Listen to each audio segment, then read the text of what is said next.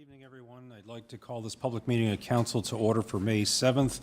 We earlier presented the land acknowledgement under the special council meeting, so I'm going to forego that at this time. Are there any disclosure of pecuniary interest in respect to this public meeting of council? Councillor Keel?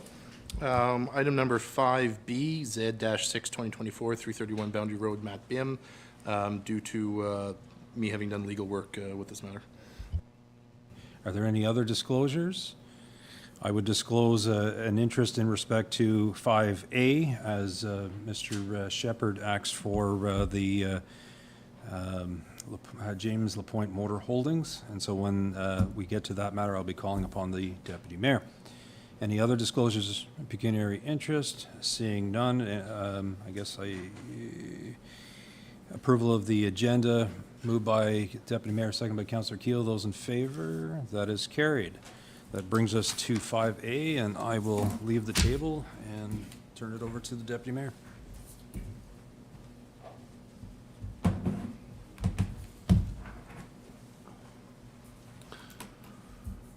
This meeting has been called to consider the application under the City of Pembroke Official Plan 2016 to redesignate the property municipally known as 2980 Crescent from an open space designation to a residential designation, and further under the City of Pembroke zoning bylaw 2020-05 to rezone said property from an open space OS zone to a residential type 2 R2 zone.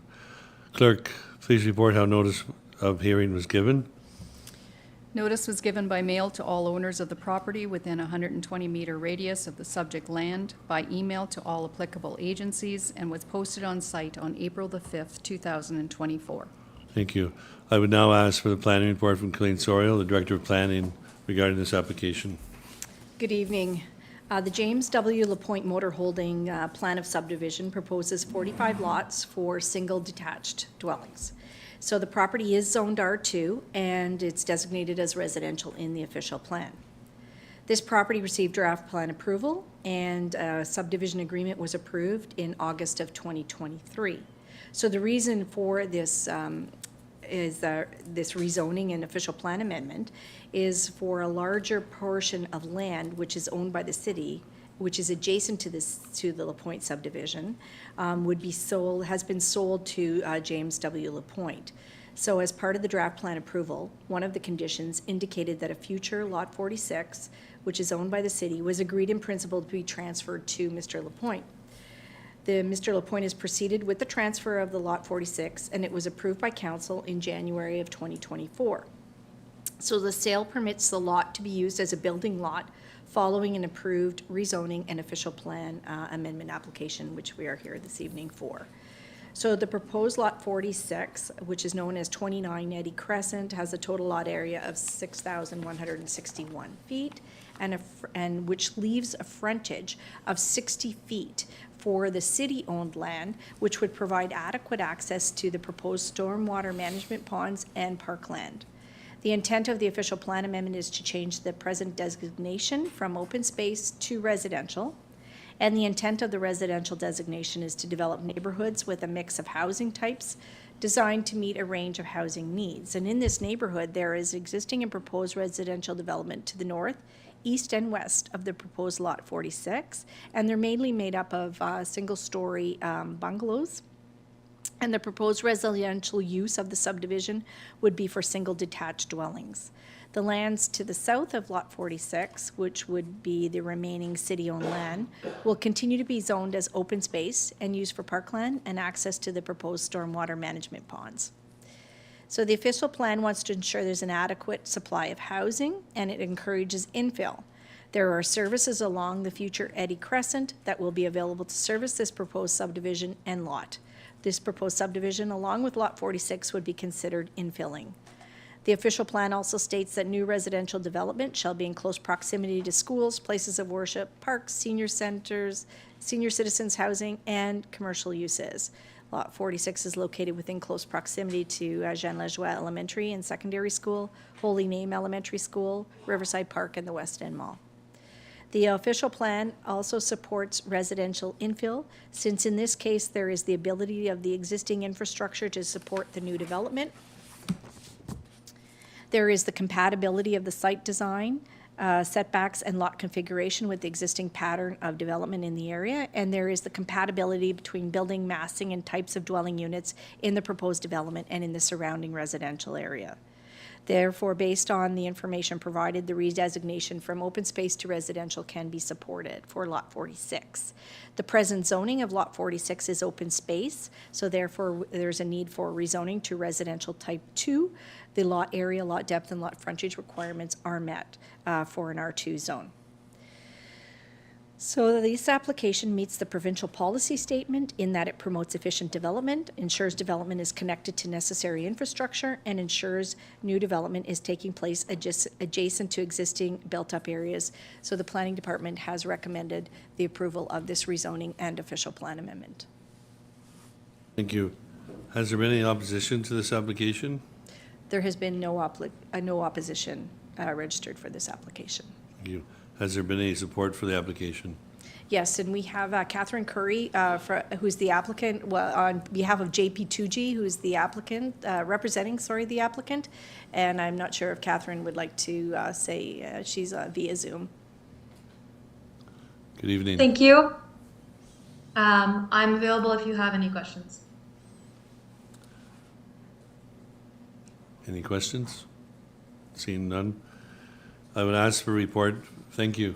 I would ask for a report from the Chair of the Planning and Development Committee of Council regarding the Planning Advisory and Adjustment Committee comments for this application.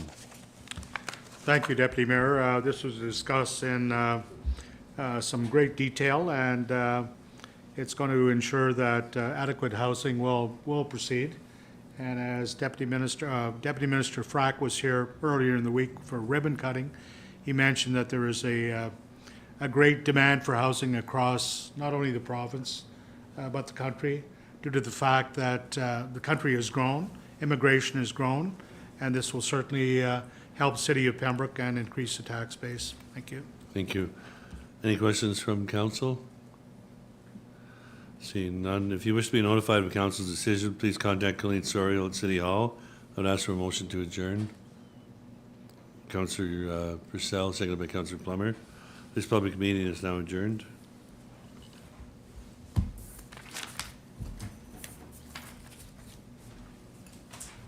Thank you.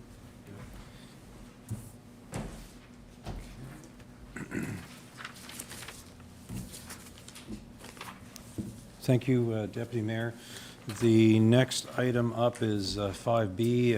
Let it be noted that Councillor Keel has left the council table regarding 331 Boundary Road.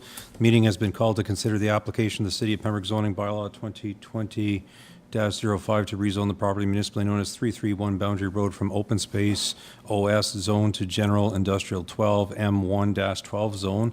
Clerk, would you please provide notice of how notice was given of this particular hearing? Notice was given by mail to all owners of the property within a 120-meter radius of the subject land, by email to all applicable agencies, and was posted on site on April the 9th, 2024. Thank you. Mr. Hutton, would you kindly provide us with a planning report regarding this application? Thank you, Your Worship.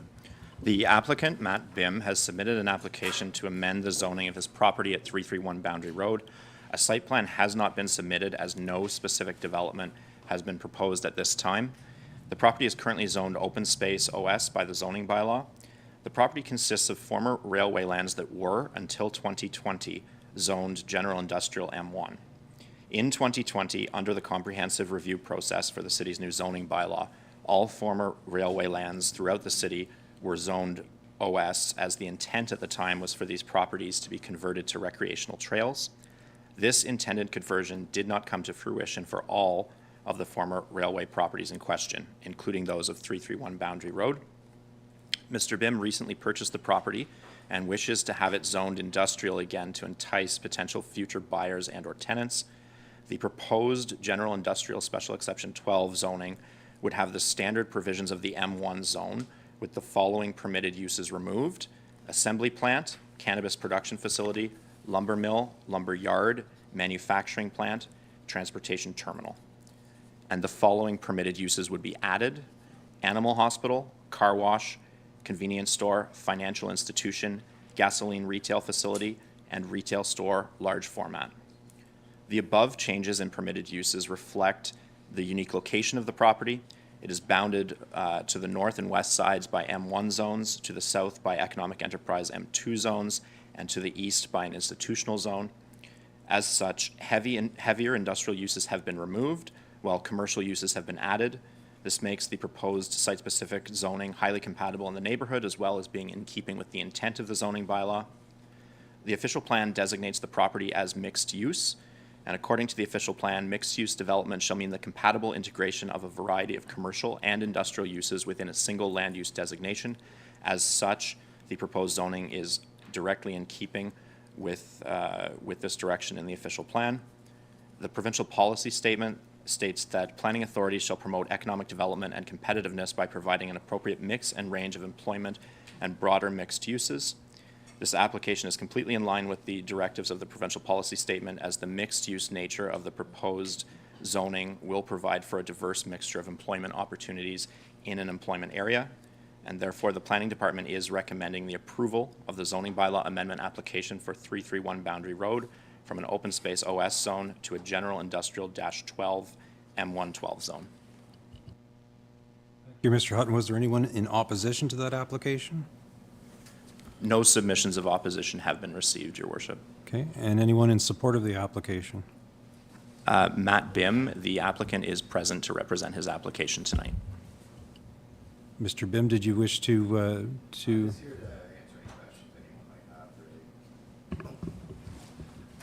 I'm really just here to answer questions anyone may have. Okay. Okay, so before we get to that point, can I have a report from the Chair of Planning Development Committee of Council regarding the Adjustment Committee's review of this matter? Thank you, Your Worship, members of council. This was reviewed at a previous meeting, and of course, the committee supported it. It's very gratifying to know that local individuals continue to believe in their communities and develop here, and the fact that various uses and different uses will encourage new development and new tax dollars to come to the city and make it a better place. So the official plan is also, strongly supportive of that development, and we're very pleased to see that individuals such as Mr. Bim and Mr. Lapointe still believe in their communities. Thank you. Questions from Councillor. Councillor Lafreniere. Yes, question to staff, or maybe Mr. Bim if he knows about this. Is this part of the property where we were moving our snow from Pembroke to? Okay, very much so, thank you. So I know we were moving our snow onto that property because it was empty, and obviously we can't do that now, and now it's costing us tens of thousands of dollars to move the snow off the property when it accumulates. So I just wanted to confirm that, and I don't know. If this is not happening soon, I wish we could still put our snow there. That's all I want to say. I know you're planning, and looking for someone to be there, but I just wanted to clarify that that was actually the property. No, that's the one. That's the one, okay. It fronts on Bennett Street as well, too, and some other areas, but that is a portion of it, That for sure. is the portion. Yeah. Thank you very much. Mr. Jackno? Thank you, Your Worship. Through you to Councillor Ferry's inquiry. I'm glad to see development. I mean, snow doesn't develop anything, it develops into a pile. And I'm sure that we'll find some place close by where we still have city properties, but a very valid question. But I'd like to see development, I'd like to see some tax dollars flowing into the community. Thank you.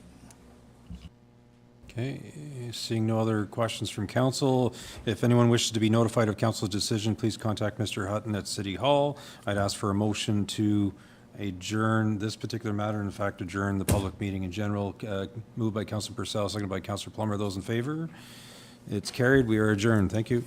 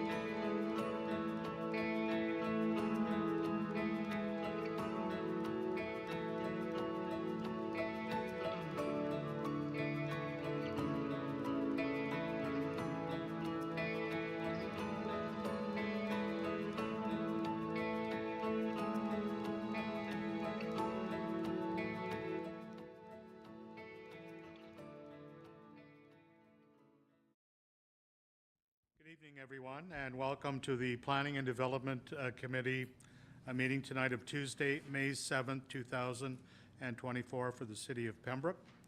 I'll call this meeting to order. Are there any disclosures of pecuniary interest, general nature thereof? Seeing none. Required approval or amendment to the meeting agenda. Moved by the Deputy Mayor, seconded by Councillor Plummer. Those in favor?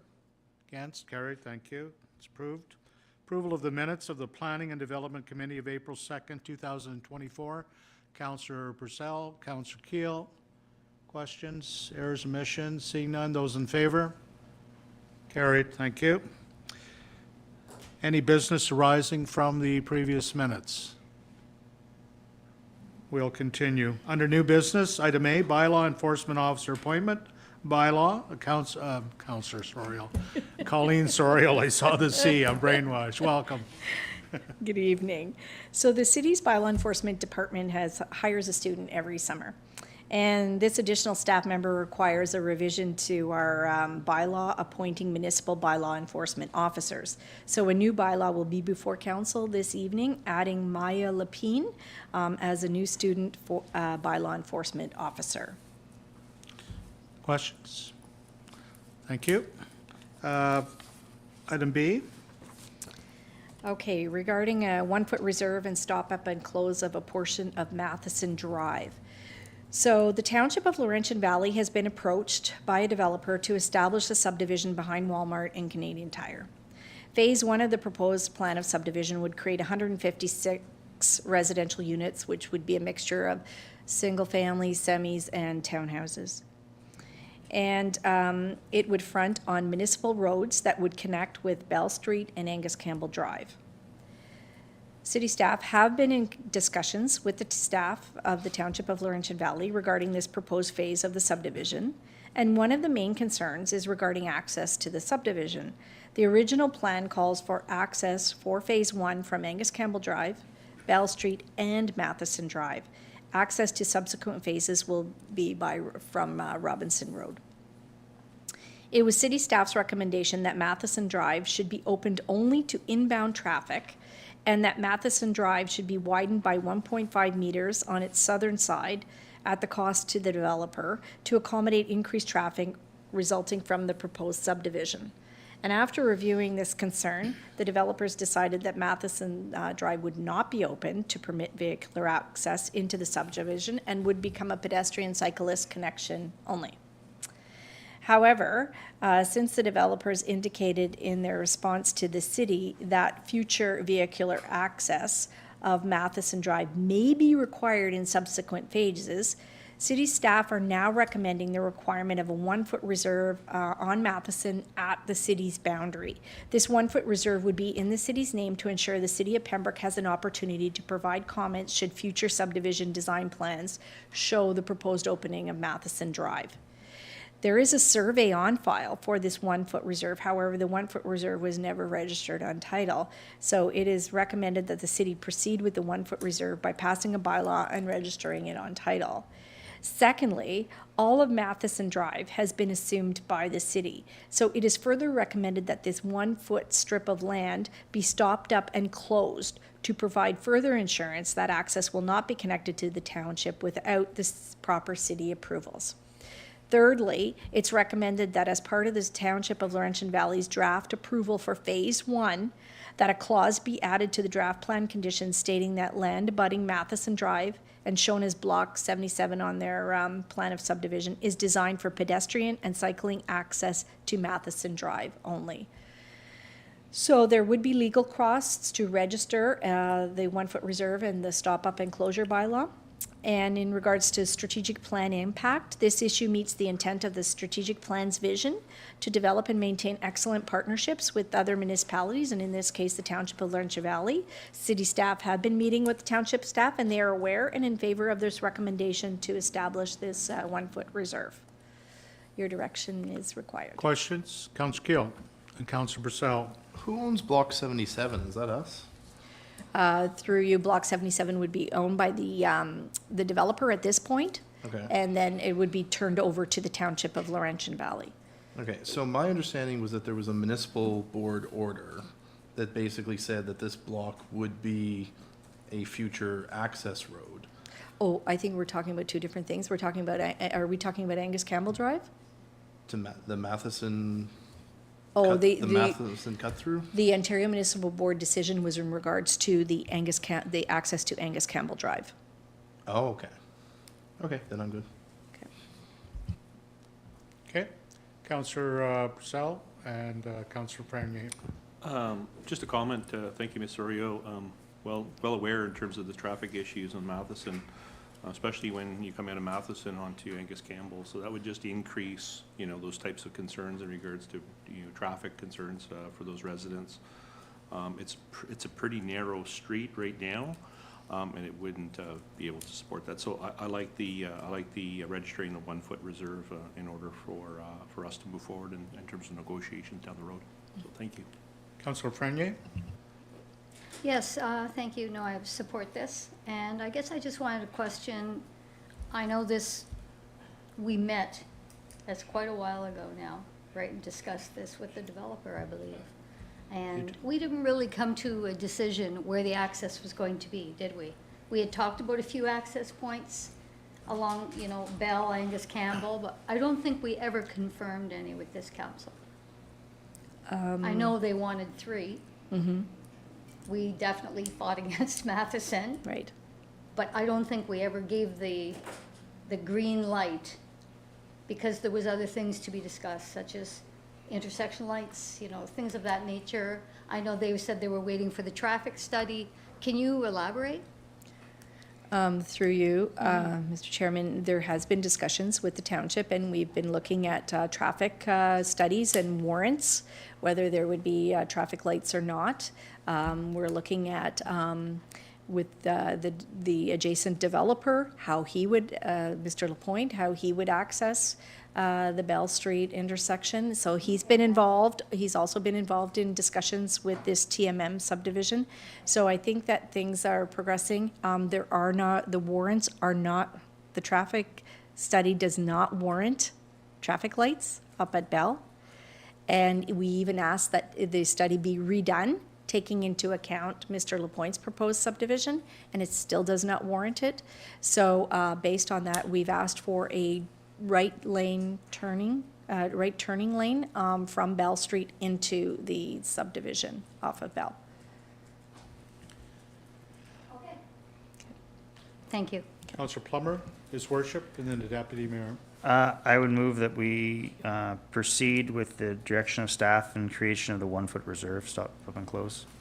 Motion on the floor by Councillor Purcell, seconder Councillor Fernier. Further discussion? Your Worship, none? Deputy Mayor, none? Those in favor? Against? Carried unanimously. Thank you. You have your direction. Item number C, Angus Street on-street patio report. Ms. Sorio. So in 2023, last May, the Planning and Development Committee agreed to allow outdoor on-street patios in front of 205 Church Street, which is Nomada Tacos, Victoria Street, and the vacant city property known as 270 Pembroke Street West beside Vogue Cleaners. The committee also agreed to purchase jersey barriers for the PBIA on-street patios at a one-time cost of approximately $6,000. So the PBIA would now like to relocate the patio from the vacant property beside Vogue Cleaners due to accessibility issues. The PBIA would like to move the patio to the sidewalk on the north side of Pembroke Street near the First Presbyterian Church. The operations staff, as well as the planning department staff, were on site and determined that this proposed location would not be suitable. It's not wide enough to accommodate the patio or a 1.64-foot buffer from the edge of the patio to the roadway and a 6-foot wide sidewalk. So this buffer and now 6-foot wide sidewalk are new requirements under the Ontario Traffic Council and have been imposed since last year's approval. So they're extra area that we have to look at. So that particular portion of the sidewalk cannot accommodate that particular patio. So the sidewalk and parking space on the south side of Pembroke Street was also looked at, and both were deemed not suitable since they were not wide enough as well. So we looked at another location, which is on Agnes Street, the west side of Agnes Street. And a picture is attached in your agenda. And the Agnes Street location can accommodate the buffer width due to the fact that the roadway lane is wider than on Pembroke Street West. The patio will not be located on the sidewalk, so there's no issue with sidewalk accessibility. And no parking space would be lost for this location. And PBIA is satisfied with this Agnes Street location. These patios have been requested to be in place by May 13th and removed after Thanksgiving Day weekend. But the PBIA in this particular case has requested an A-frame sign be permitted at the corner of Agnes and Pembroke Street West to inform people of the location of the Agnes Street patio. So a revised encroachment agreement with the City of Pembroke, if this is the direction of the committee, must be entered into. And the PBI to deal with drainage, pedestrian safety, accessibility, emergency services, private accesses, garbage, etc. And so this agreement would be for a 1-year trial period only to match the trial period for Victoria Street and the 205 Church Street. This was for a 3-year trial period, and so this is the last year of the trial period, and then it would come back to committee next year to determine if they would like to keep it as an ongoing patio locations. Thank you. Discussion, comments, direction, Deputy Mayor? Councillor Thank you. Fernier? Thank you, Chair. Yeah, the patios are a welcome addition to the downtown. It's a good move from the vacant lot beside Vogue Cleaners. It's in the vicinity of the restaurant there and a couple others. I know the one in Montauk does very well, and there's one over here in Victoria Street that is used also. So I would move that we accept the recommendation for the patio on Agnes Street as long as staff is satisfied with the conditions. I have a mover to the presentation. Do we have a seconder? Councillor Purcell. Further discussion, Councillor Fernier, Councillor Purcell, and Through Councillor you. Gill. Through you, I was just wondering if that location was a good spot, that's all. I know that Madame Meeks is no longer there, but I guess Ulrich's is right around the corner, and the bakery's there, and Subway and Joey. Okay, I just know that the one that was over on, was it Victoria Street a couple of years ago was not. I didn't see anybody sitting there. And so I was just questioning it, that's all. But, I mean, we'll try it for a year and see.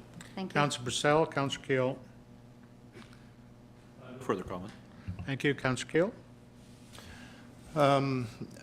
I guess I would agree with Councillor Lafreniere in terms of I question the utility of this spot, but at the same time, I think the patio equipment and that, I believe, is already purchased or whatnot. They're just looking for a different location, so if it turns out not to be a populated location, then so be it, but I don't mind that aspect. Do we know why in the design this outcrop was put there and then no parking meter installed? Like, I guess so when I went on Google Maps, my only question was, like, does the flooring company have trucks that use this to back in and out? Like, do we know why it's there, or do we think this is just a superfluous outcrop on the sidewalk? Through you, Mr. Chairman, when I was on site with the members of Operations Department staff, they weren't aware of why it was there. So I don't think it's going to be an issue with the backing in and out of trucks. We looked at that for the loading space for the carpet and And that was flooring. just speculation on my part. Yeah. Yeah, okay. Your worship? Thank you, Mr. Chair. Just simply to say that I think it's certainly a worthwhile initiative, but I really want to thank not only Ms. Sorio, but the operations staff. So this is, again, three members from the photo, 3 members of staff looking at the site, making sure that it meets the regulations, that sort of thing. So everything comes with staff time, just pointing that out. Thanks. Further comments? If not, those in favor? Carried, thank you. Oh, one more. go ahead. Just so that you're aware, a bylaw, the encroachment bylaw will be before council at its May 21st meeting. Thank you very much. No further business before the Assembly. Councillor Gill? Motion to adjourn. You got me, Deputy Mayor. Second, we are adjourned. Thank you.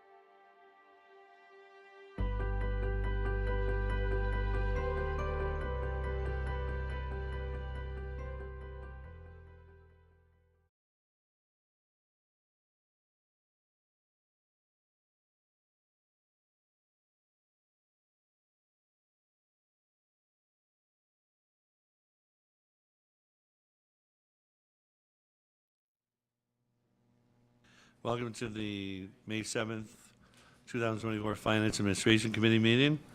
I'd like to call the meeting to order. Is there a disclosure of pecuniary interest in general nature thereof? Mayor Gervais. Mr. Chair, in respect to 6D regarding handybus vehicle lease agreement as it was drafted by Mr. Shepherd. Okay, thank you. Can I have a motion to approve or amend the meeting agenda? Councillor Plummer, second and Councillor Keel. Those in favor? Thank you. Approve of minutes of the Finance and Admin Committee, April 7, 2024. Moved by Councillor Keel, second Councillor Plummer. Those in favor? Carried. Any business from those minutes? Seeing none, we'll move right along to new business. And we welcome Chief Sell with your monthly April fire report. Welcome, Chief. Thank you, Mr. Chair. So for April, the Pembroke Fire Department continued our inspections of the city's churches.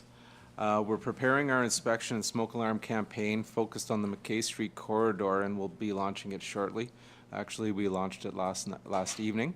We haven't done a program like this in a few years, so we have a few bugs to work out, but we have a good idea of how we're going to move forward with this. We continue to emphasize smoke alarms in the home, and we are taking every opportunity to ensure homes in the city are compliant with the regulations. There was a slight uptick that you'll see later on in the report of non-operational and missing smoke alarms this month, but overall the numbers are still quite encouraging. For this month, public safety messaging on Pembroke's Pure Country continued to focus on safe smoking habits and how to prevent smoking-related fires. As a lead into Emergency Preparedness Week, we emphasize that emergency preparedness begins at home. We reminded residents to know the risks faced in their communities and make an appropriate plan. On our social media pages, we promoted the Pembroke Professional Firefighters Association's Pancake Breakfast in support of the Pembroke Handy Bus. We continued to support safety information regarding the April 8th eclipse and shared the Ministry of Natural Resources and Forestry's post regarding watershed conditions for the Pembroke District. The spring weather prompted us to post a reminder of the rules surrounding recreational burning in the city, and we shared some resources from Fire Smart Canada. We celebrated and recognized Wendy Hewitt's contributions to the Pembroke Fire Department on Administrative Professionals Day, and celebrated with firefighter Riley Poirier as he was recognized with the Favorite Firefighter Award at the 5th Annual MyFM Spirit Awards. Lastly, the Pembroke Fire Department would like to recognize 2 local businesses for their efforts during a gas spill, and that was Rajvi at the Canadian Tire Gas Bar, and during a fire alarm, and Debbie at Mulva Hills. These are 2 examples of positive outcomes of having and practicing a plan. To acknowledge the hard work and dedication and professionalism of our staff, Firefighter of the Month goes to Firefighter Ian Cahy. Ian organized and led the Pancake Breakfast fundraiser for the Handy Bus and developed a package of maps which will assist in efficient responses when dispatched for water rescue in Whitewater Region. His efforts over the last few months are very much appreciated.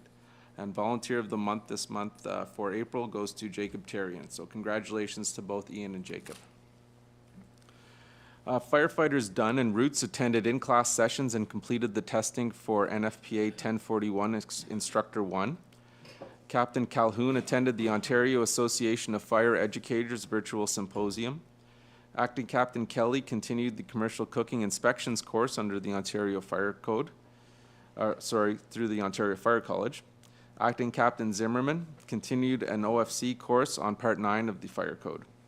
And myself, I attended a 2-day Ontario Fire Smart Communities workshop. This workshop was held virtually, giving municipal fire departments the tools to assess and develop plans to mitigate the risks of wildfires in their communities. Annual vulnerable occupancy inspection and fire drill were conducted at Chartwell Pinewood Retirement Residence. Aside from the in-house training and departmental meetings, the training room hosted 2 drug strategy and substance abuse meetings led by Mayor Gervais.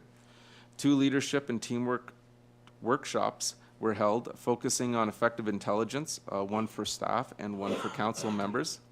A paint night for the Pembroke and Laurentian Valley Handy Bus was held in the meeting room in April. St. John's Ambulance held a guide dog evaluation session in April, as well as a community watch meeting was held in April. Again this year, the Pembroke Professional Firefighters Association sponsored a Pembroke minor baseball team. The association donated to St. Joseph's Food Bank. The presentation was made prior to a charity hockey game against the students of Jean Lajoie. The firefighters team was made up of members of both the Pembroke Fire Department and Garrison Petawawa Fire Department. The association would also like to thank all those who attended the pancake breakfast in support of the Pembroke Laurentian Valley Handy Bus. The formal donation presentation of $2,500 was made at the fire department and consisted of members of the Handy Bus Committee and the mayors of the 2 municipalities. As far as training goes for April, with the warmer weather, it brings our practical auto extrication training. I'd like to thank AIM Recycling for providing us with the vehicles to train with. Their support of the Pembroke Fire Department over the last few years has been greatly appreciated. Staff continue attending electrical vehicle and lithium-ion battery training sessions. And this month was a virtual webinar discussing new procedures, equipment, and products in use to extinguish fires in electric vehicles. Further career training is outlined. Volunteer training for the month of April encompassed search and rescue, victim removal, firefighter self-survival, rapid intervention training, loss control, and small engines on the fire ground. So with recreational open-air burning, in April, we approved 20 new permits, 2 renewals. So dollars collected in April was $2,100. So that brings the total of a number of permits to date in 2024 to 34 new permits, and $3,600 generated from the permits. Our smoke alarm program, in April, we conducted 12 inspections, tested 30 smoke alarms. There were 2 smoke alarms missing, 3 were not working, there were no batteries replaced, and we did install 6 alarms. So, as I mentioned earlier, the slight uptick was very slight. So overall, the numbers are still quite encouraging when compared to some other municipalities in the province. Our total number of inspections and consultations for April was 185, with 30 violations reported and 14 repaired and 13 fire safety plans reviewed or approved. Our total responses for April was 38, and we saw no dollar losses this month. And our letters of warning for April were 3, and we still have 1 outstanding fine. Thank you, Chief. Any questions or comments for the Chief? I have Councillor Purcell. Thank you, Chief, for your report. We've seen quite a few fires and vacant properties in our neighboring communities. Does Pembroke have a strategy to minimize, fire risks for vacant properties within the city? And if so, can you comment on any efforts thus far to address those types of issues? Yes, so we've been, I guess since the first report, which would have been perhaps a couple of months ago, was the first incident. Since then, we've been developing a comprehensive list of what we can determine as vacant properties, and we're getting some assistance with operations. So as far as the fire department goes, what we can do is we can ensure that the buildings are secured against unauthorized entry. So that's as far as we can go, and we've done that. We've done that with 2 locations so far, and we continue to monitor the other ones we've identified. I have had discussions with the building department, who does have a little more weight when it comes to vacant buildings. So I believe that he is in the process of developing a plan, and perhaps we'll work together on this. We have shared that vacant list with the OPP, so they are aware of the list, and we've been monitoring the addresses. Yes. Thank you. Thank you, Councillor Frenier. Thank you, through the chair. Chief, with springtime and the closing of the warming center, there have been tents popping up around town. I don't often go onto social media too often, but I couldn't help but go on and read someone talking about tents down by the beer store behind there, and they were mentioning that threat of fire. I know it's not normal part of your duties, but is there any way, I'm sure that the MEDA program would be aware of where this is happening, any way of working with them to try to mitigate any risks of fires? Because we know that last year was dry. Yep. And a lot of fires. So is there anything being done to move towards that for this year? Through you, Mr. Chair, I did recently, just after the warming center closed, I did have a little lunch and learn session at the Grind to discuss my concerns with the patrons there. We have had a couple of incidents or instances where we have attended some of these tent areas and have had fires. So one thing that we haven't had recurrences with the same individuals. So, is that approach working? Well, it's worked with our residents in the past, with our recreational burning bylaw, where we come in and we warn, have a discussion and warn the individuals as to what could happen if they proceed. And so far, it seems to be working. So out of the 8 in April, out of the 8 open air burning calls that we had in April, there was 3 of them that were those particular kinds. So yes, I think that's a good idea, and that is something that I would be willing to pursue. Thank you, Chief. Thank you. Any other questions or comments? We want to thank you, we want to thank the fire station for raising 2,500 for the handy bus. It was a delicious breakfast and sausages and pancakes, and it's wonderful. Please extend our thanks to them. Thank you, Chief. Thank you, Mr. Chair.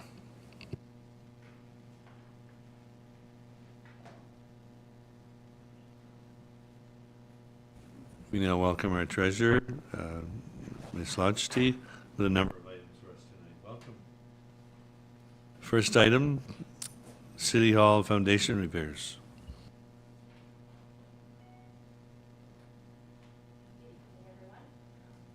Microphone, that would help. The 2024 capital budget included foundation repairs to City Hall. So in preparation for this 2024 procurement, the city's chief building official has sought budgetary quotes from 3 local stonemasons to get a better understanding of the scope of work. However, only one follow-up quote with some information was received from Riche Masonry in the amount of $90,000. So since this point in time, it has been discovered that there is significantly more an existing wildlife intrusion into the basement of City Hall, more so than initially thought. So a portion related to the west wall in the amount of $50,000 is now considered to be urgently required to prevent further intrusion into City Hall offices. So under the city's procurement policy, a formal request for tender would be required for the non-emergency portion of the work at $40,000. City staff consider the current quote to be very reasonable, and the vendor is available to undertake the work. As per section 2.15 of the city's procurement policy, council approval is required where the procurement policy is being waived.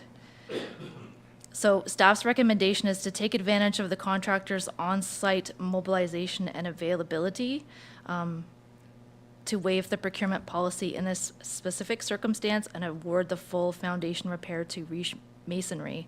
So the recommendation is that the Finance and Administration Committee approve the award of foundation repairs to Riche Masonry Limited in the amount of $90,000 for the City Hall repairs. Thank you.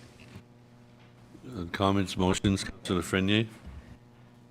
Through the chair, it's a valley name, Reiki, so just to let you know, that's okay. But anyway, I was so moved that we support the recommendation. We have a seconder, Mayor Gervais. Comments, Councillor Keel.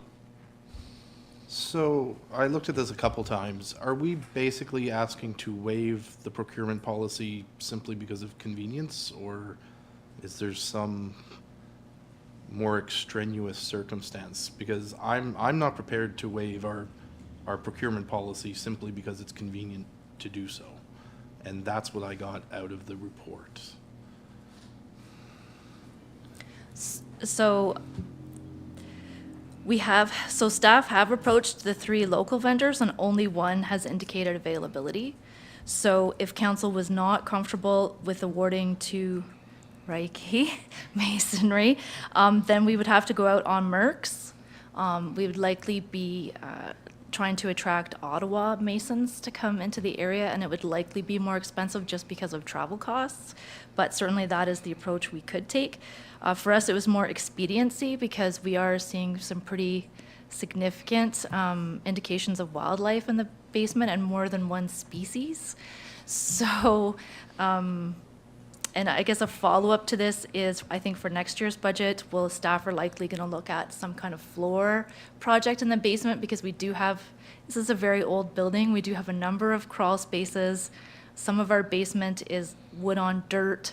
I think we're going to need to try to seal in the basement a little better. This is just going to be step 1, is to try to close up the holes in the masonry, because there are very clear, like you can put your whole arm in portions of the foundation. So we have made temporary repairs to try to keep animals from using it as a wildlife highway, if you will. But we're not certain that that's going to hold. So if we do go to Mercs, it will take time, and it might not be till the fall that we'll have somebody be able to come in. That was our main concern, is I think the expediency, and are we really going to save money? We don't know until we go out to tender, but the likelihood is, just with the cost of trying to bring in somebody from Ottawa, So Is it- although not emergent, we're probably looking at an urgent issue for sure. Okay, well that, okay. So I have Councillor Frenier and then Councillor Purcell. No, I was just going to say, if they're rats and things, I think it is posing a danger, so that's all. So I see that Councillor Keel recognizes that, so thank Or you. raccoons. Councillor Purcell.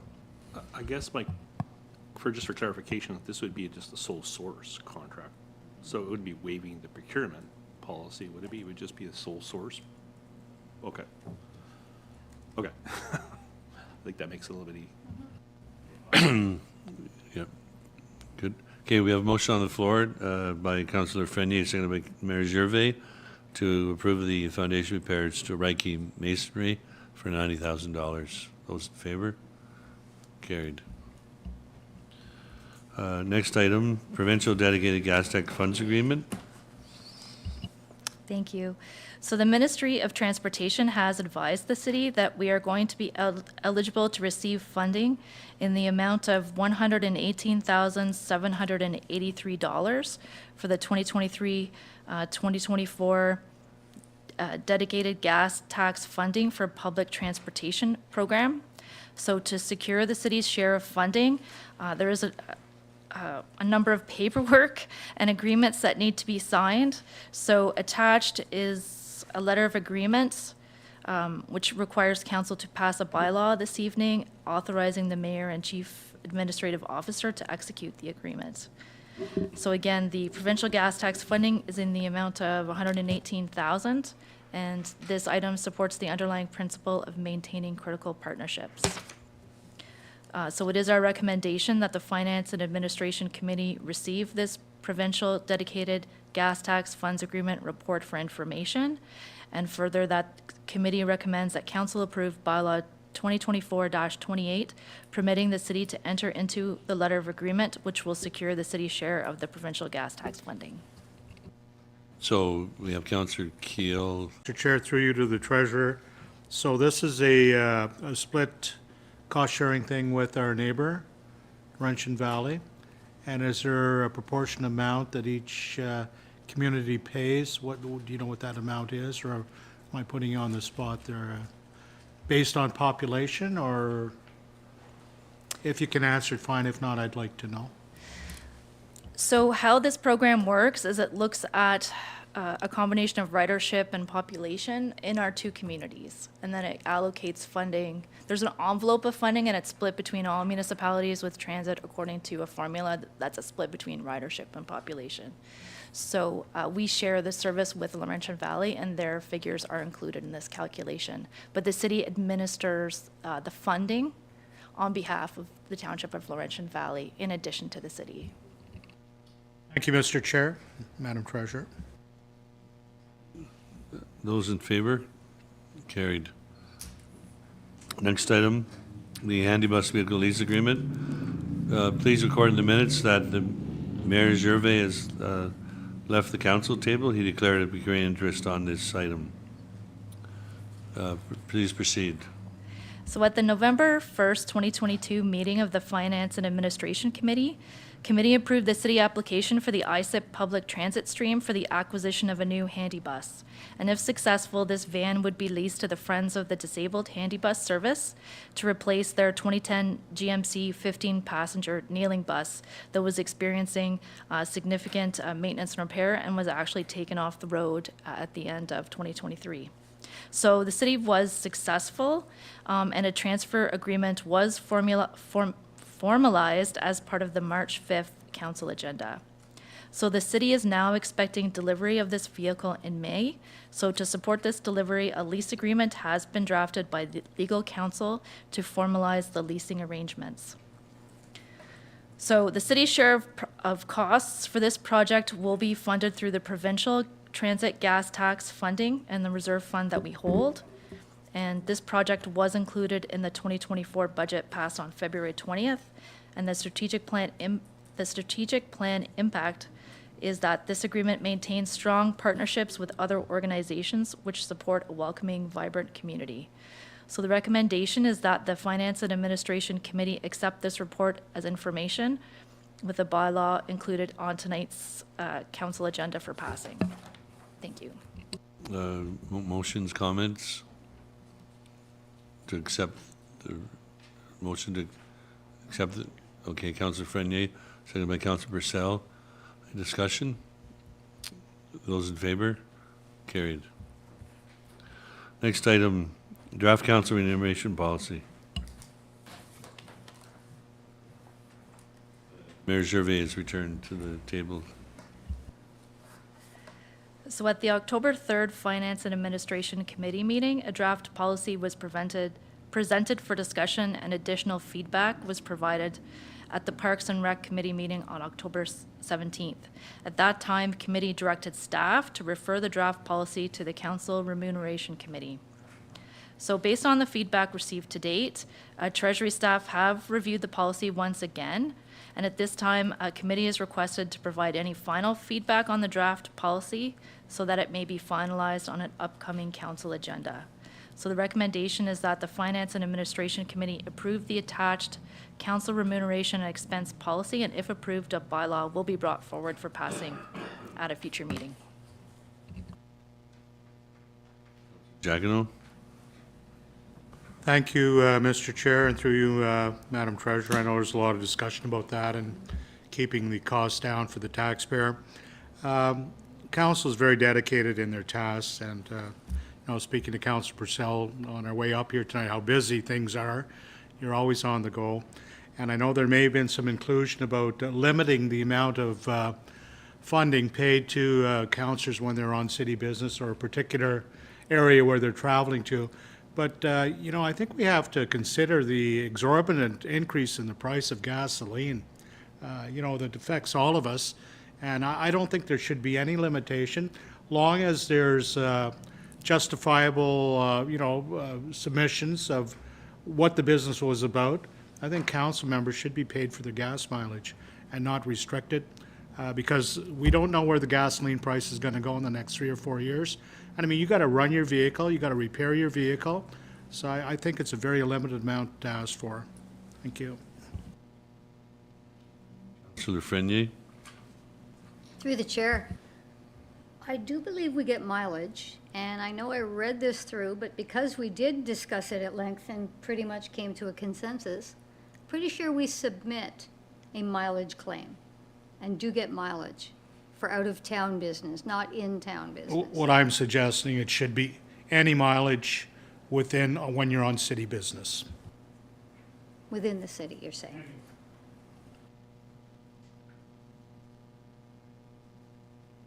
So we're looking for a motion to approve the remuneration and expense policy. Anyone, like Councillor Keel, make a motion? I motion that we approve the draft before us tonight. Okay, do we have a seconder? Councillor Frenier. Any further discussion? Those in favor? Carried.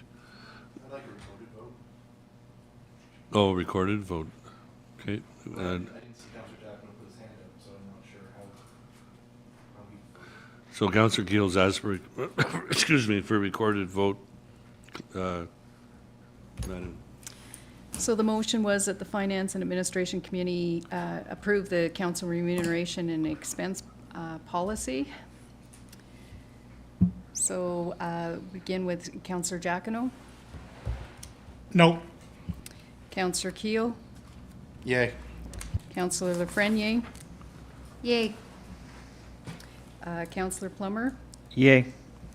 Councillor Purcell. Yay. Mayor Gerba. Yay. And Deputy Mayor Brian Abdallah. Yay. So the motion carries 6-1. Thank you. Next item, we have the final item, Victoria Hall window arch repairs. As part of the 2024 capital budget, $80,000 of funding was allocated for foundation repairs at Victoria Hall. So the actual cost for this project has come in much lower than budget at $15,600 plus applicable HST. In the meantime, IRFCON has been engaged to repair the City Hall window arches and needs to return to Victoria Hall to complete some roofing work which took place in 2023. So it is proposed to take advantage of the existing contractor to repair the window arches at Victoria Hall, and photos have been attached. So as per section 2.13C of the city's procurement policy, new capital projects require the approval of council. And as per section 2.35B, while staff believe the extension of the existing contract is cost-effective as a lift is already required for the location, the unit pricing between the two projects are not comparable. So as a result, council approval is required for this approach. And given the age of Victoria Hall, if this recommendation is accepted, it is further recommended that any remaining funds for Victoria Hall capital be used as a contingency fund should further repairs be required at this location at the CAO's discretion and approval. So there would be no financial implications because existing capital funds would just be reallocated. This project contributes to infrastructure and facility renewal. So the recommendation is that the Finance and Administration Committee recommends the approval of the Victoria Hall window arch project to be funded by excess capital funds available from the Victoria Hall Foundation Repairs project, with work to be completed by IRVCon in the amount of $32,003 plus applicable HST. Committee further approves that the balance remaining in the Victoria Hall Foundation repairs be used as a contingency fund for the hall should further repairs be required at the CAO's discretion. Thank you. We have Councillor Plummer, then Councillor Keel.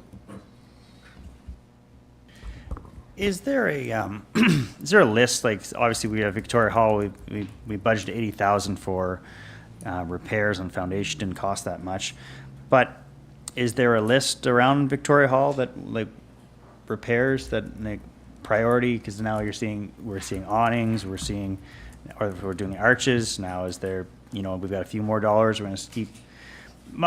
My thing is, I'm just looking for some priority list. Like, is there something we're going off of, or we're just picking, we've got extra money in the account that we've got contractor there, we're going to use up our budget. So I don't have a problem with, we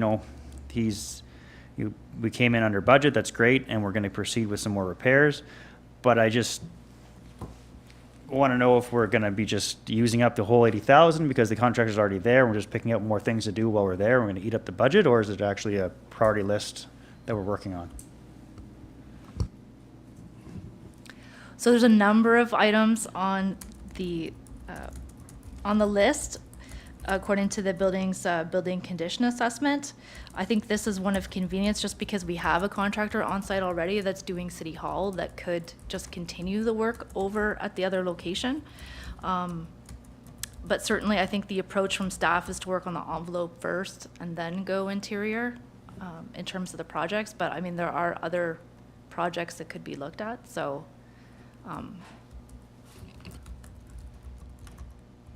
Councillor Keel, and then I have Councillor Purcell and Councillor Friend. Yeah, certainly I would agree with the exterior to interior approach. Obviously, we don't want to do work on the inside that then gets affected from, well, the outside coming in. My question in terms of priorities is, obviously we're talking only about the arches, and the picture makes it very clear. We're not talking about the windows, we're not talking about the windows. Are the windows as old as they look, or do they just look old because of the heritage component of the building? And if we spend money fixing the arches, and then in a couple of years we need to install new windows, are we then doing good money and then redoing it with new money? That my only question is to me the whole window situation at Victoria Hall is probably something that I'm not a building expert, but should be high up on the list. So I just want to know, are we spending money that we're only going to replace in a coming year anyway? Or is this another urgent matter where maybe there's water coming in or something and we have to fix these arches? Or is this a question that maybe we don't have an answer to right at this particular moment? Look, Victoria Hall to me is it's one of those buildings that I mean, it's history to the city. Even though it's a building many people haven't probably even stepped foot inside, historically its importance to the city is immense.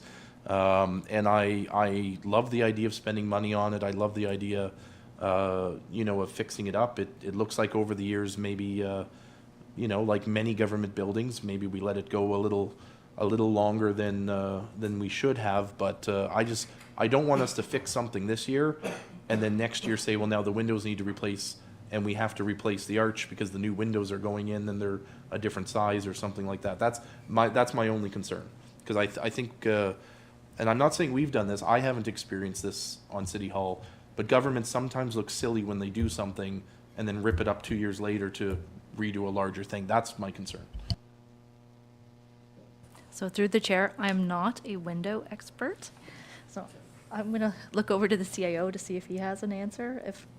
Yeah, through the chair. So, so the awnings above the window, they would remain intact. When we would do a window replacement, it would just be the windows and they'd be sized accordingly. So it wouldn't affect the work that we would be doing this year. And, you know, as indicated, it's part of the building envelope, and so we're trying to prevent moisture getting in, water and stuff like that. So that's where you'd like to start. I'm fully on board with this one then. Thank you. Councillor Purcell? It's actually kind of ironic because I was at the library, I'm the property chair of the library, and I was actually getting a quote on some windows at the library, and of course this is just across the parking lot up the street, and there was a comment by the contractor to say, like, wow, those windows are in bad shape at Victoria Hall. This was just this week, so we had that conversation. It probably just goes to show you how much work that we have to do in terms of our repairs, in terms of our facilities and buildings, that they're in total disrepair through the aging process, that they haven't been addressed over a period of time. But I do believe that the awning itself would not affect the installation of the windows, just based on the conversations I've been having with the contractor, with the library. So that being said, I have no concerns, and really it is an ugly appearance to that building because of the shape of the awnings it's in. So I would agree to go ahead and proceed with the work. Councillor Lafreniere? I'll just withdraw my comment. It's sort of been answered. Okay, and Councillor Giacono? Your deputy mayorship, your deputy mayor, sorry, I didn't mean deputy mayorship. I'm used to saying your worship. Deputy mayor, I have to agree with Councillor Keel. It is a tremendous building of historic impact for our community. If you're a newcomer to the community and you're walking towards Royal Bank and you look up Victoria Street and you see this edifice standing there, it's like almost of a castle stature. And originally, it was the original City Hall. It had double staircases going up there. And if you look at the picture and the intricate brickwork, whoever did that work had to be an artisan. It's just not laying brick. If you look at the top level, it's almost serpentine. And then you've got all types of other little, incursions in brick that you wouldn't find anywhere. Over the windows, it's historic. By all means, we have to maintain the building. I know the clock at the top, when they built the building, they didn't have the money to put in a clock, so they painted the clock. And the painted clock is fading. If you don't put a clock in, at least bring it back to the original painted clock, which was part of the history of the building. And if people say, well, that clock never moves, there's a story behind that, so it has some provenance. So yes, by all means, I'm in favor of keeping the building in good shape. Thank you. To make a motion for that, would like to make a motion? Councillor Giacono? I'll make a motion. Keel? And any more discussion? Those in favor? And the clock doesn't move, that's because of the ghosts up there. You ever heard that story? I've seen it. Oh, okay, there you go. Thank you, Madam Treasurer. That brings to the adjournment. Do we have a motion to adjourn? Councillor Keel, Councillor Plummer, those in favor? We are adjourned. Thank you.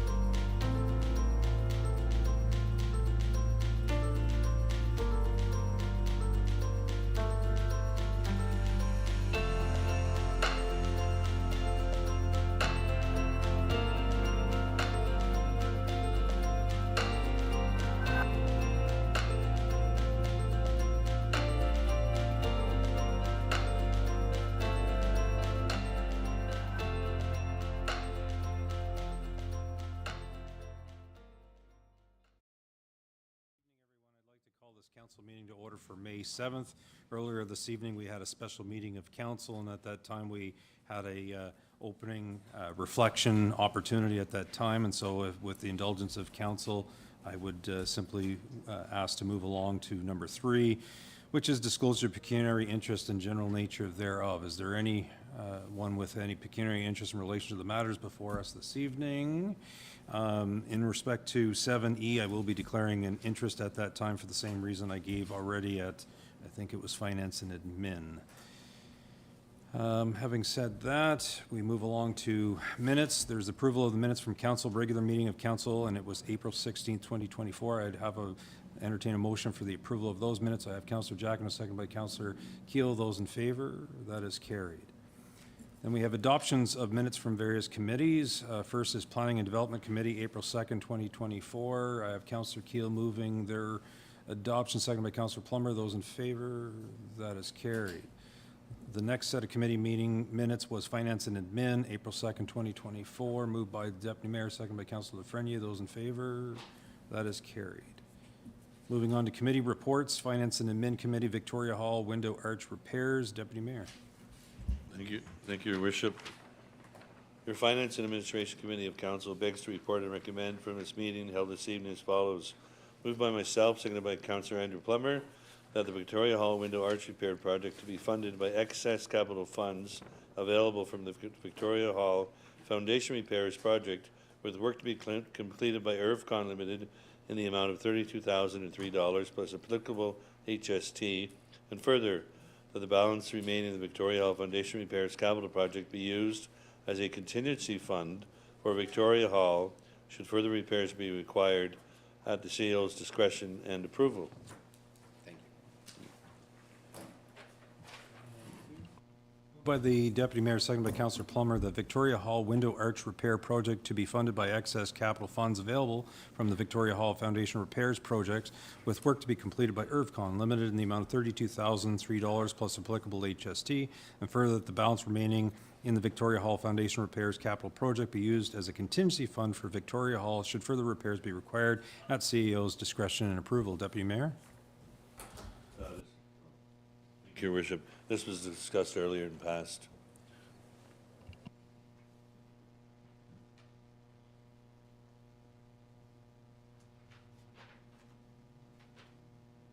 Okay, those in favor?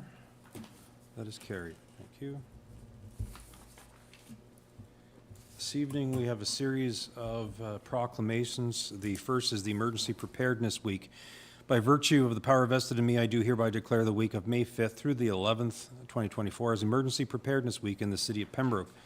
Whereas the City of Pembroke recognizes the importance of emergency management in Ontario, and whereas the goal of Emergency Preparedness Week is to raise community awareness and the need to prepare for the possibility of an emergency, and whereas the safety of our community is the responsibility of each and every one of us, and we must prepare now and learn how to secure a strong and healthy tomorrow. Therefore, be it resolved that I, Ron Gerva, Mayor of the City of Pembroke, do hereby proclaim the week of May 5th through to the 11th to be Emergency Preparedness Week in the City of Pembroke, and encourage all citizens and businesses to be prepared, know your risk, and plan for every season. This will help our community to become more aware of the importance of planning ahead and preparing for emergency situations while working towards a safe and practiced Ontario. As was indicated, Emergency Preparedness Week is May 5th through the 11th. As indicated in the proclamation, the onus is on each and every one of us to be prepared. Please consider purchasing an emergency kit, water, and other required items to make yourself prepared. It is not enough to rely upon the various levels of government, but rather to be prepared ourselves. This year, the Ontario theme is that of planning for every season.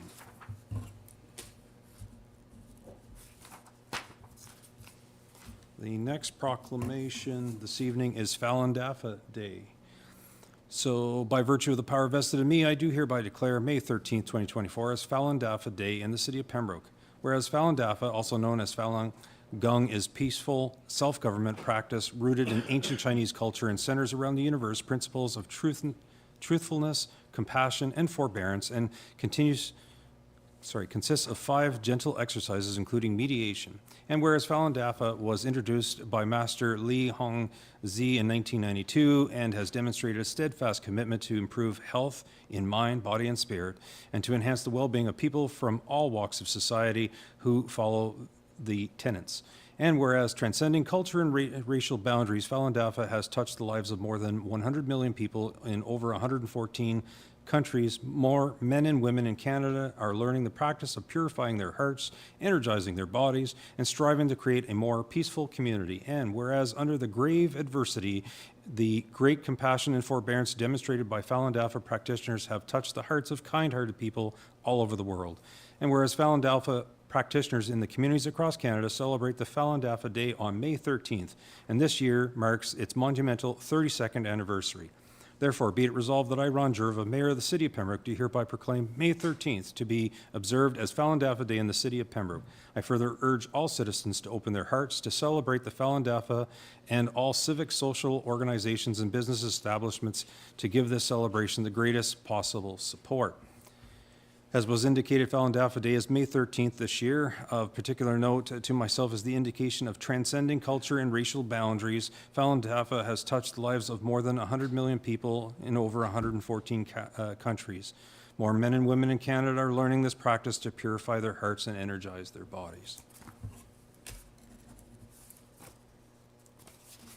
The next proclamation is Community Living Month.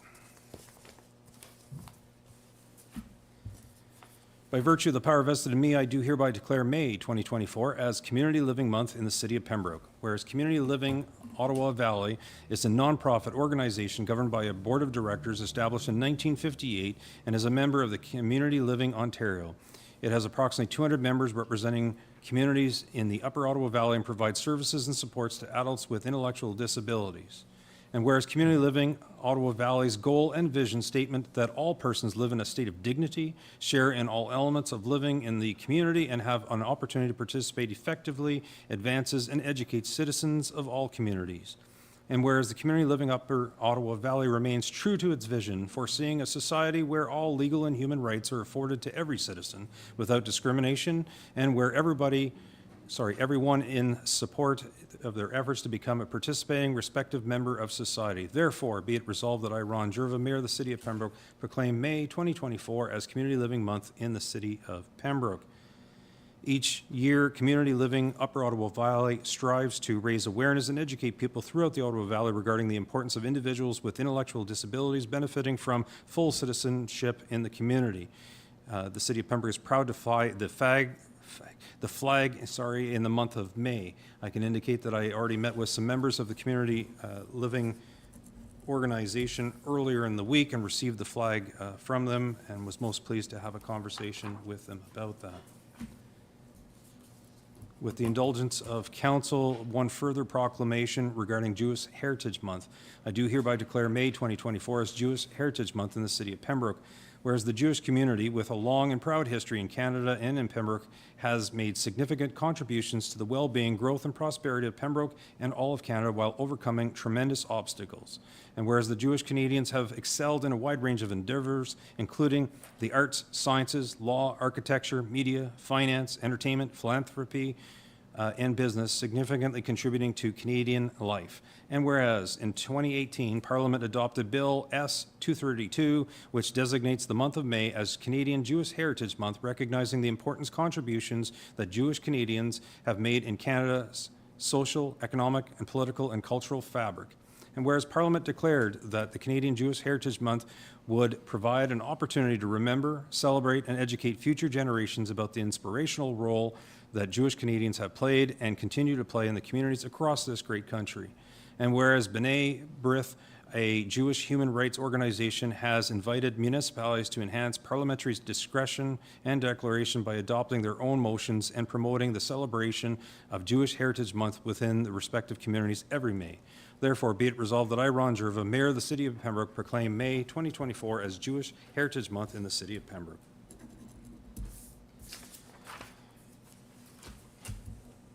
Bylaws. The first is 2024-28 Dedicated Gas Tax Funds Agreement. Councillor Giacono. Thank you, Your Worship, and members of council. Moved by myself, seconded by Councillor Plummer, that bylaw 2024-28 being a bylaw to authorize the entering into of an agreement between His Majesty the King in right of the Province of Ontario, represented by the Minister of Transportation in the City of Pembroke, on behalf of the City of Pembroke and the Township of Laurentian Valley, to receive funding provided under the dedicated gas tax funds for the public transportation program be adopted and passed, and further that the said bylaw be signed by yourself and the clerk and sealed with the seal of the corporation, and awaiting your signature.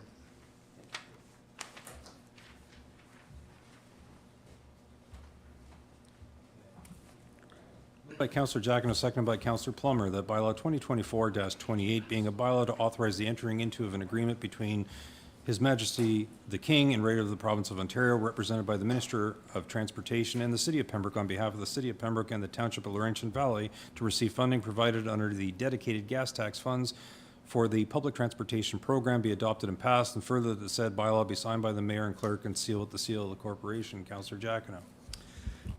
Thank you, Your Worship. A very valuable service to the residents. We are becoming an aging demographic. You know, everywhere you look, there's a fair amount of gray hair. There's some good-looking people around here with young hair, blonde hair, and gray hair. Good-looking too with gray hair. I didn't eliminate you. You're all good-looking. But anyway, it's an invaluable service, and both municipalities work very hard to ensure that this bus service works. So there's a total of $118,783.01 being contributed through the gas tax, and it's based on ridership and population. We hope that this service will continue for many years to come, unless there's something that will be viable and then may replace it, or will work in conjunction with it. Thank you. Thank you, Councillor Giacomo. Certainly, the funds are much needed to allow the transportation service to continue. And I was just saying to the Deputy Mayor on the break that April, year over year, the ridership has increased significantly for the Pembroke Handy Bus. So I'll call the question of the, sorry? I just wanted to comment. Sure. The Mayor, you and I were talking at break about Sunday ridership. You've added Sunday ridership. Do you want to comment on that as Chair of the Handy Bus?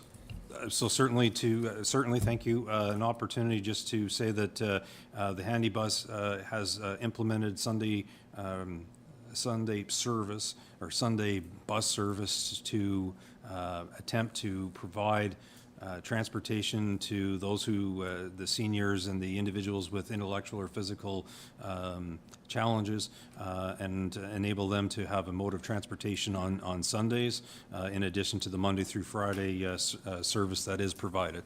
And so it's early to tell how the uptake will be, but certainly looking forward to seeing that happen. So with that, I'll call the question. Those in favor of this one, carried. Thank you. Next is 2024-29, municipal accommodation tax. Councillor Keel. Moved by myself, seconded by Councillor Plummer, that bylaw 2024-29, being a bylaw to establish a municipal accommodation tax in the City of Pembroke, be adopted and passed, and further that the said bylaw be signed by the mayor and clerk and sealed with the seal of the corporation.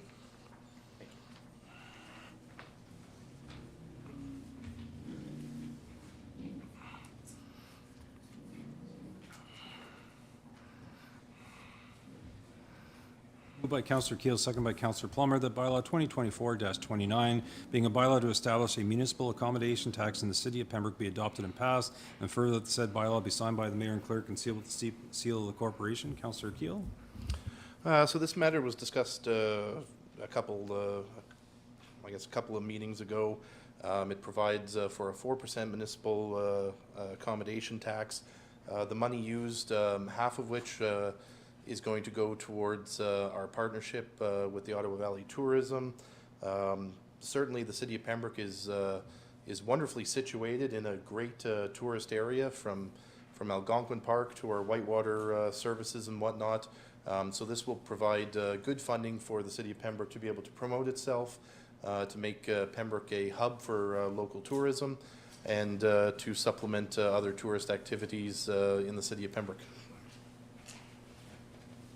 Thank you. Any other comments? Seeing none, call the question. Those in favor? And that is carried.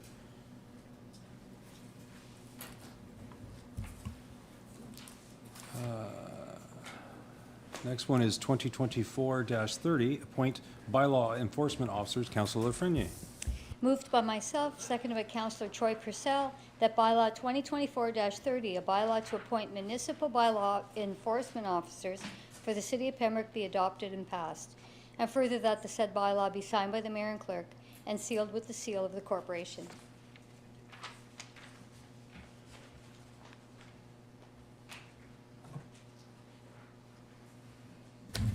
Moved by Councillor Lafreniere, seconded by Councillor Purcell, that bylaw 2024-30, a bylaw to appoint municipal bylaw enforcement officers for the city of Pembroke, be adopted and passed, and further that said bylaw be signed by the mayor and clerk, sealed with the seal of the corporation. Councillor Lafreniere. Yes, we hire a summer student to do bylaw, and we have to make the changes to the appropriate paperwork. So that was discussed earlier. Thank you. Thank you. Call the question. Those in favor? That is carried. Thank you.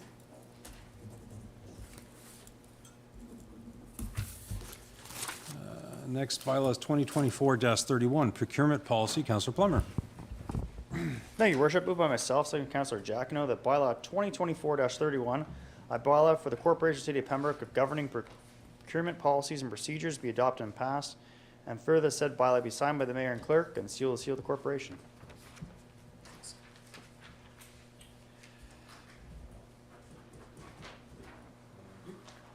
By Councillor Plummer, second by Councillor Giacono, that bylaw 2024-31, a bylaw for the corporation of the city of Pembroke governing procurement policies and procedures be adopted and passed, and further that said bylaw be signed by the mayor and clerk and sealed with the seal of the corporation. Councillor Plummer.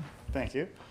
Being a bylaw to establish procurement policy and procedures for the corporation, this policy updated the presented at the city's Finance and Administration Committee meeting of April 2nd, 2024. Wording relating to disqualification of bidders has been updated, and software has been added to the exempt expense. Thank you. Thank you. Call the question. Those in favor? That is carried. Deputy Mayor, if you would take the chair to deal with 2024-32. Please note that the mayor has left the chair. He declared a pecuniary conflict earlier at committee level, and he's doing it so now also. Bylaw 2024-32, handy bus vehicle lease agreement. Councillor Purcell. Thank you, Deputy Mayor. Moved by myself and seconded by Councillor Fernier that bylaw 2024-32, a bylaw to authorize the entered into a lease agreement for a passenger van between the Friends of the Disabled Pembroke and the Corporation of Pembroke be adopted and passed, and further that the said bylaw be signed by the mayor, clerk, and sealed with the seal of the corporation.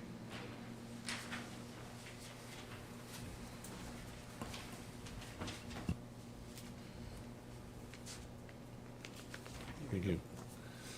Moved by Councillor Troy Purcell, seconded by Councillor Pat Lafreniere, the bylaw 2024-32, a bylaw to authorize the entering into a lease agreement for a passenger van between the Friends of the Disabled, Pembroke, Inc., and the Corporation of Pembroke be adopted and passed, and further that the said bylaw be signed by the mayor and clerk and sealed with the seal of the corporation. Councillor Purcell, would you like to comment? Certainly. Thank you, Deputy Mayor. Back in November of 2022, we put in an application for a public transit stream for the acquisition of passenger van. The city's grant application was approved and the transfer agreement was formalized just in March of this year.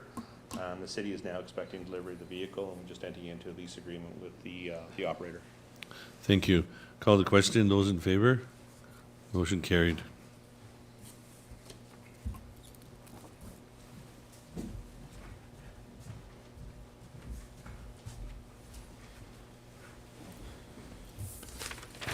Thank you, Deputy Mayor, for that. Next is Mayor's report. So, since the last meeting, there's been a lot going on, as was commented earlier by Councillor Giacono. On April 17th, I had the pleasure to kick off the Pembroke Expo to get people talking about the particular event, together with a number of different individuals. The event itself will be this Friday and Saturday at the PMC, and look forward to seeing everyone there. On the 18th, I had the pleasure to attend an interesting presentation. It was called Post-Traumatic Growth. It had guest speakers being the former Inspector Pat Finnegan and Inspector Darren Miller. We've all heard of post-traumatic stress, but it's nice to hear about the triumphs of post-traumatic growth rising from significant events. The two speakers had very different talks, but there was takeaways from both of the speakers in their presentations. I wanted to comment that Inspector Newfield had emceed a very excellent event, and it was for the officers and their spouses to impart upon a new philosophy of the OPP, building upon various items raised at previous OPP meetings about resiliency, and to provide assistance to the OPP members. As one can appreciate, the OPP sees a lot of interesting things, and sometimes they internalize it and don't take advantage of different modalities, different treatments, different psychologists and so forth, and that's very difficult on a number of the officers. On April 19th, on April 19th, the EOMC, so Eastern Ontario Mayor's Caucus, met. Both resolutions, both that of the rideshare and the drug addiction and treatment facility, was received and endorsed by the Eastern Ontario Mayor's Caucus. The Eastern Ontario members expressed that they have similar issues in each of their municipalities. The consensus for them was that they want to seek an audience with the provincial government minister as well as the federal minister and official opposition. I believe that this will be very practical in advancing what it is that we're seeking as well, and I expect that in terms of delegations at AMO that as a collective, the Eastern Ontario Mayor's Caucus will be making presentations to those different ministers. On April 20th, I had the pleasure to attend something known as the Volunteer Appreciation Breakfast of the Renfrew County OSPCA. This was a great appreciation event where the organization thanked its numerous volunteers for working bingos at Delta Bingo, fostering animals, performing clerical tasks, so many other expressions of volunteerism. It was very interesting. There was a couple that was celebrating 25 years of volunteering for OSPCA here in Renfrew County, and another couple celebrating 26 years of volunteerism. So just truly phenomenal. On April 21st, I had the pleasure of attending and officially welcoming ZB Beauty Loft, and to welcome owner Zoya Balakovich officially to Pembroke. It's a very classy business that was opened in our downtown, and I would ask that everyone please join me in welcoming both Zoya and her husband and to celebrate their new business here in our community. Immediately thereafter, there was the first annual Ottawa Valley Sports Show and Conference held at the Best Western. There was a number of great vendors there to interact with and attend, and being that it was the first of its kind in Pembroke, it will grow from this year. I encourage everyone to take advantage of all of these different great events that are happening in our community and support the various businesses that put on those different shows. On April 24th, I had the pleasure to bring greetings to the Kiwanis Club of Pembroke, who is celebrating 102 years this year. It was a great evening to meet with fellow Kiwanians, celebrate their gift to our community, which is them. There was an excellent talk by our very own Heather Sutherland. She was our guest speaker. She spoke on various initiatives and information from the city of Pembroke, so well done by Heather Sutherland. On April 28th, I had the pleasure of attending, well, not the pleasure, but to attend the annual Day of Mourning together with the Deputy Mayor. It commemorates workers who have been killed, injured, or suffer illnesses due to workplace-related hazards and occupational exposures. It is truly important to remember and advocate for workplace safety. On May 1st, it was a glorious day to have the First Responders Day event here in beautiful city of Pembroke, unveiling the First Responders Way sign at the prominent street in the Pembroke's waterfront to honor all first responders.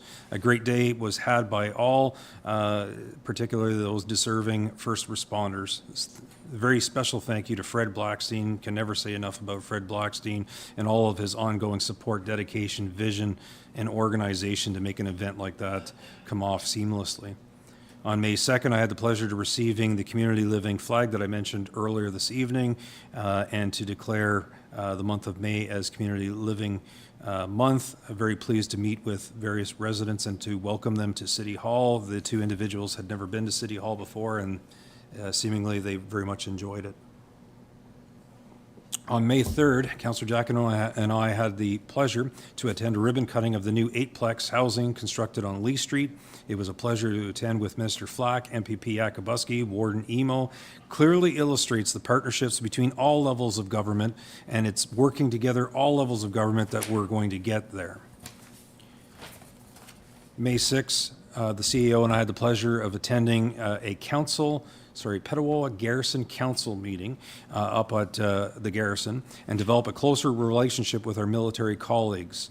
I'm most appreciative of being invited. I don't know that the City of Pembroke has ever been invited to that particular council meeting before. It was a great opportunity to speak to the members there, showcase the many partnerships that we have created this term with other levels of government, the college, the Garrison. So it was just an excellent opportunity to meet with the Colonel and all of his staff. As always, stay safe and be kind to one another. Notices of motion. Councillor updates. Deputy Mayor? Thank you, Your Worship. Just a few items. April 25th, I attended the Germania Club Annual General Meeting and Volunteer Appreciation, and we want to thank the Germania Club for all the work they do for our community. Councillor Keel and I attended the Upper Ottawa Valley Minor Ball Jays Care $88,000 grant announcement, which was April 30th, and we want to congratulate the executive under the leadership of Dr. Amanda Williamson and our reporter here from IFM, Kyle Robinson, on the executive. $88,000 for diamond number 3 at the Riverside Park, and their commitment is fabulous, and the energy, and it's going to be used mostly by girls softball, and they've grown their membership again, and the city is partnering with them on funding to fix the drainage between the other 2 diamonds. So that's a wonderful thing to have. On April 27th, I assisted the Ottawa River Institute cleanup along the trail. The Ottawa River Institute has adopted the trail from the bridge over here to Greenside Avenue, and we collected garbage, and the county of Renfrew comes and picks it up. And they've also are planting some species of some trees and shrubs and a garden. You can see it when you drive in on the right before Subbles Landing. So we want to thank them for their dedication to adopting that trail. A big announcement tonight. We started a youth council over a year ago in Pembroke with the vision to get the youth to have a voice in the community.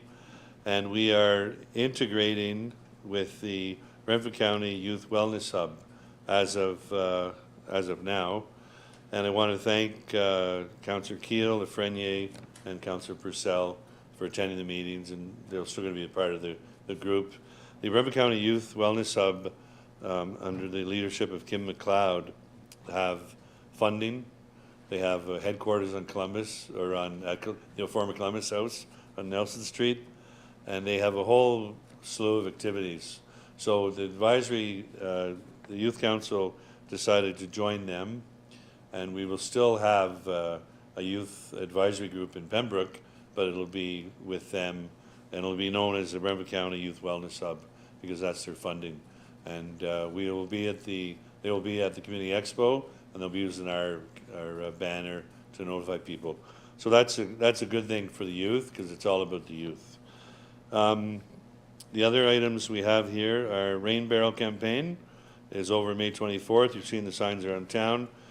It's our 3rd year with Community Garden, and we need 75 barrels to get prepaid, and we've already sold 82, so that's a wonderful thing.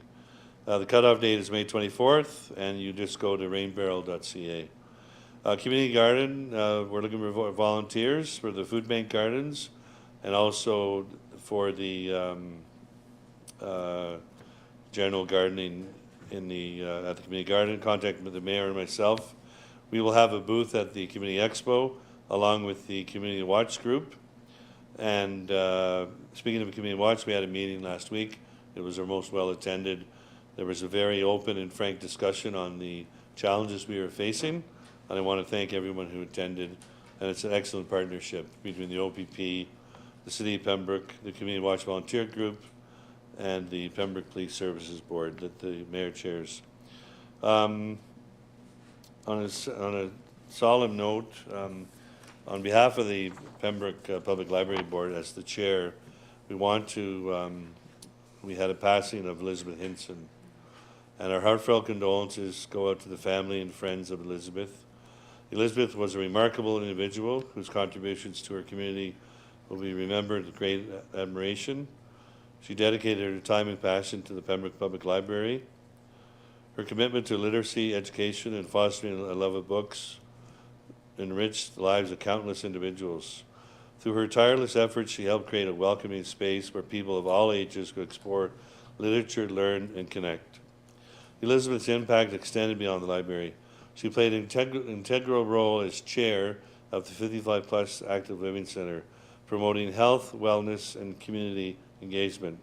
Her enthusiasm encouraged others to lead active lifestyles and build lasting friendships. Prayers and condolences to Elizabeth's family.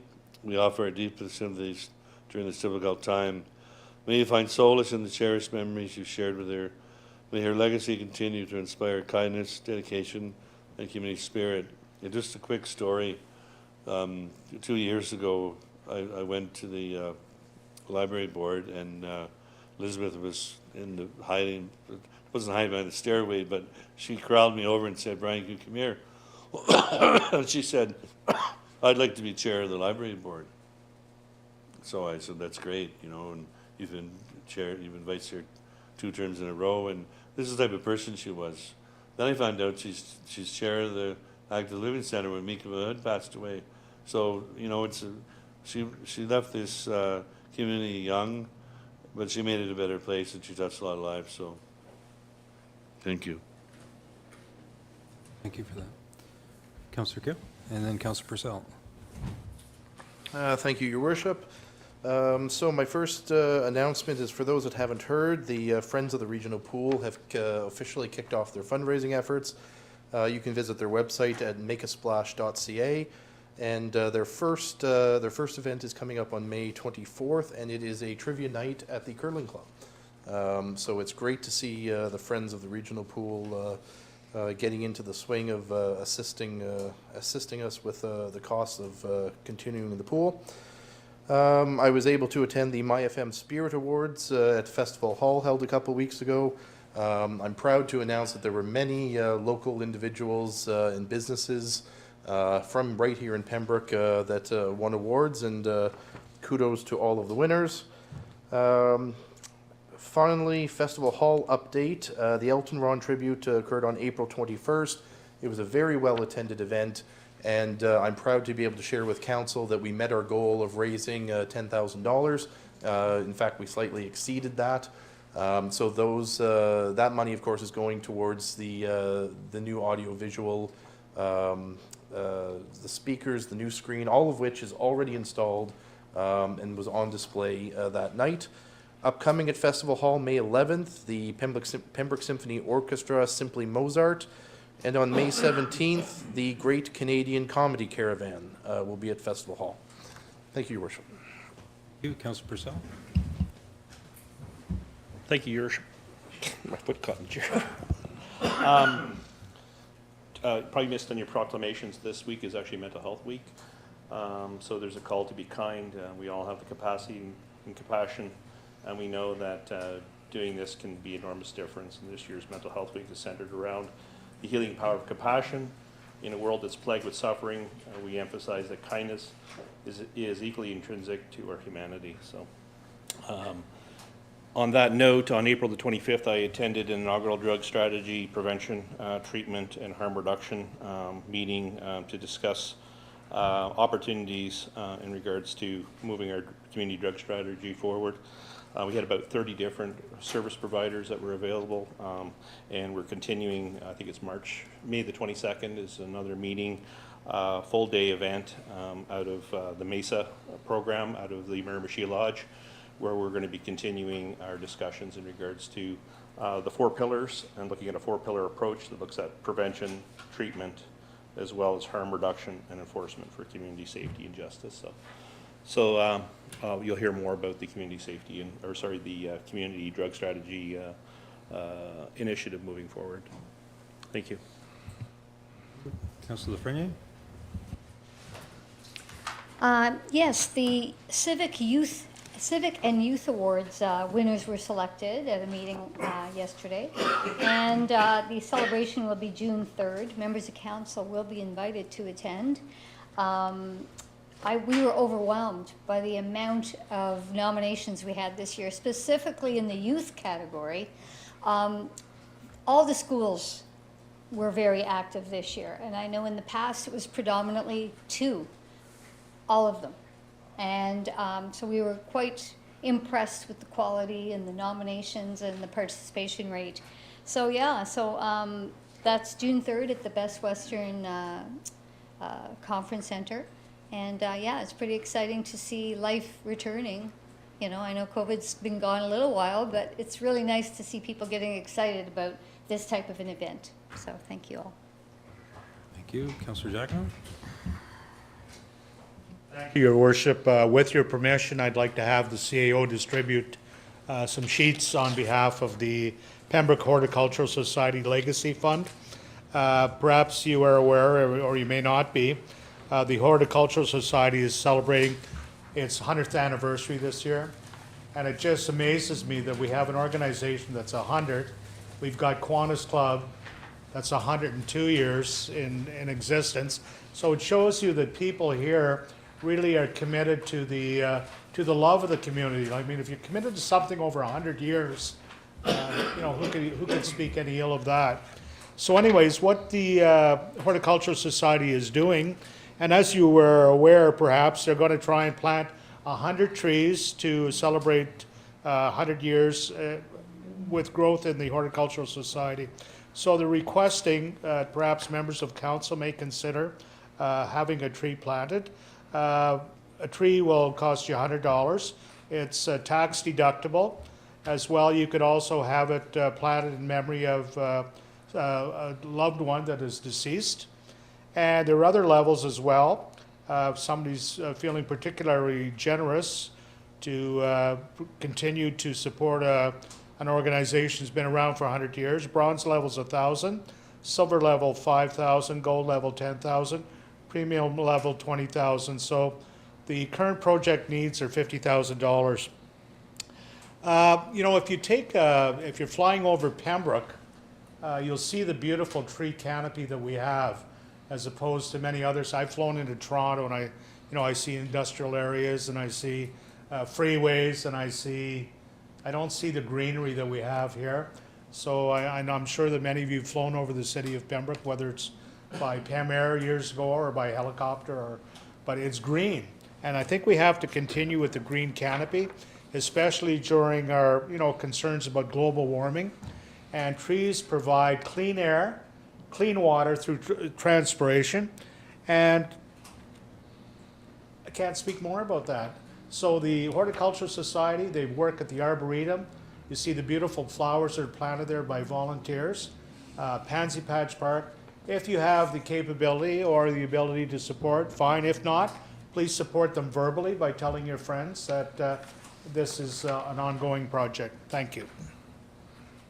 Thank you, Councillor Jacquemin, for that. And I'm relieved whenever you had mentioned that it's for the Horticultural Society, because for a moment I was thinking Kiwanis, and it's usually a songbook that I'm being handed. In any event. Confirming bylaw, Councillor Lafreniere. Moved by myself, seconded by Councillor Troy Purcell, a bylaw 12-2024 to confirm the proceedings of the regular meeting of council May 7th, 2024 be adopted and passed. And further, that the said bylaw be signed by the mayor and clerk and sealed with the seal of the corporation.